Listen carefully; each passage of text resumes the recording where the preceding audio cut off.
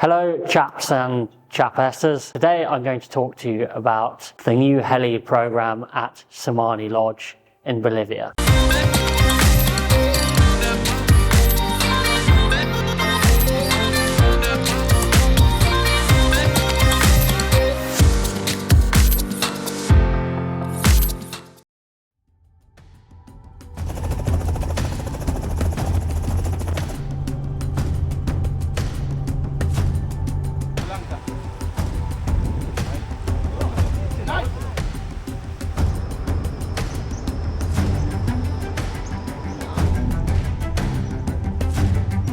I got a last-minute opportunity to have a look at and discover the new helicopter program that's being run from Pluma Lodge that's part of a Tsimane setup.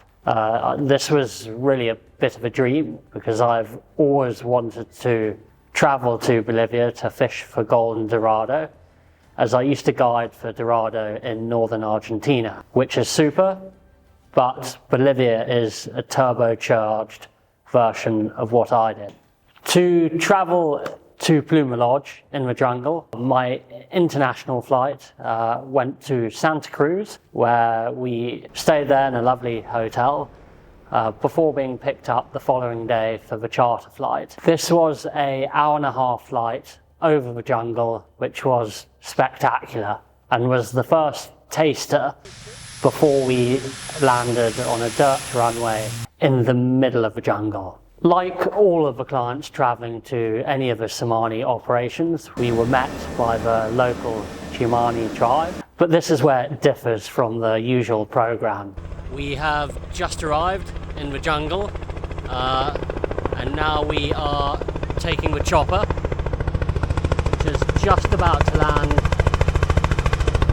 to go to Pluma camp and Tsimane. Looking pretty epic. This was a spectacular journey. It would have been special at any time. The sun was going down and I really couldn't help but think that this felt awfully similar to a scene from Apocalypse Now. We had this amazing flight into the sunset, and 20 minutes later we were at Pluma Lodge, settled down, and with the blades still spinning, we ducked our heads, and then we arrived at the lodge, greeted by Valerie, who is the hostess at Pluma Lodge. On arrival, we did our usual thing, setting up kit and preparing for the week ahead. While the usual program at Pluma is spectacular in its own right, the heli program gave us the opportunity to explore deep into the jungle. We've just landed on the upper Pluma. This is the very upper reaches of the Pluma River, and they haven't fished here before, so we're on a bit of a discovery mission. Could be lots of fish, might not be that many fish, we just really don't know at the moment. We can guarantee though that the fish we do see will never have seen a fly before. One of the things that really excites me the most about these trips is that opportunity to explore and the opportunity to travel to areas that haven't been fished. And you're casting to golden Dorado, Pacu, catfish that have just barely ever, if ever, seen a fly before. Throughout the week, I was paired with a couple of rods, one Australian and one Brazilian, who were equally excited to explore some of the upper reaches of these rivers. Breno, the Brazilian, he had fished extensively throughout a lot of the Brazilian jungle and a lot of Tsimane's program, and even he was blown away by this heli program. It was great to be with like-minded fishermen who also appreciated the same kind of things as I did. Each of us had set up 2 9-weights for the fishing, one for Dorado and one for Pacu. Setups were similar but slightly different. One had an intermediate line, the Dorado rod, and the floating line was generally better for Pacu. It reminded me a lot of fishing in New Zealand actually. We were walking up these rivers, sight fishing as we went. Water is crystal clear, so we could see most of the fish. And we were spending the day deep in the jungle, moving slowly upstream and sight fishing as we went. And what was very evident was that the fish just weren't really very used to seeing flies. If you made a good shot, it's quite rare that you didn't get an eat. Throughout the week, there were so many standout moments. One that certainly I enjoyed the most was when we fished a tributary called the Tsimane. Now this river is especially clear, even more so than the upper Pluma. We were fishing a very gorgy section of this river, and throughout it there were just big Dorado everywhere. And Brenner and Dizzy, who were doing much of the fishing, they had opportunities at fish of 15-20 pounds and up throughout the day. Every single pool that we came to that looked good had a Dorado in, at least a Dorado in, and most of the time it was a big fish. All of this was sight fishing. It was really wild. We had to do bits of swimming to travel through some of the more gorgy sections, and the river was just incredibly beautiful. Like I say, it looked similar to one of those New Zealand trout streams, but rather than trout, it had 20+ pound golden Dorado. I've been fortunate to have caught quite a few Dorados, certainly in Argentina, and this trip I had some great Dorado fishing also. I caught some of the largest Dorado I've ever caught, but what I was most excited about catching were Pacu. And this was a species I've never targeted actively before. I haven't been anywhere where the density of Pacu has been large enough to really target those fish. And I was really pleasantly surprised at just how much fun they were to target. In a strange way, they reminded me in nature of fishing for triggerfish in the Seychelles. Yeah, and it kept coming, no, maybe, and then just as a little sip, I just moved the fly a tiny bit. They're strong fish. I didn't expect them to be this strong.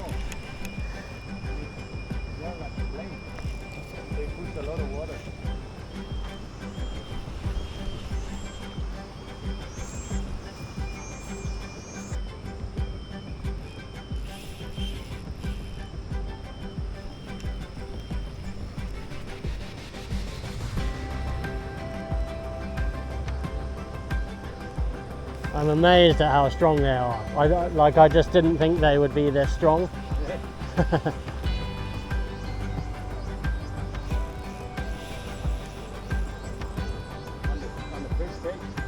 Yeah.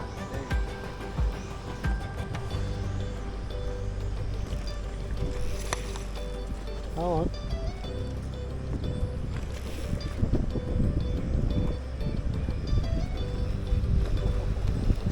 Yeah.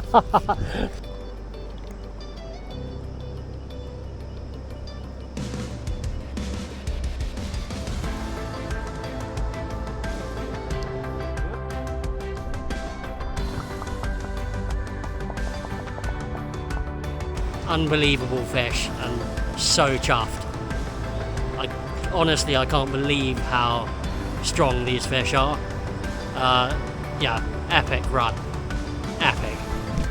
This Pacu happened to take a streamer. I had the Dorado rod and used that. And Pacu will take streamers, but they will also take dry flies, as will the golden Dorado. Catching Pacu on ginormous chubby chinobles and big foam hopper imitations is easily one of the funnest ways of targeting these fish. Although you can catch them on big Dorado streamers, if you're using a streamer for Pacu, the guides seem to prefer slightly smaller size, or at least less material.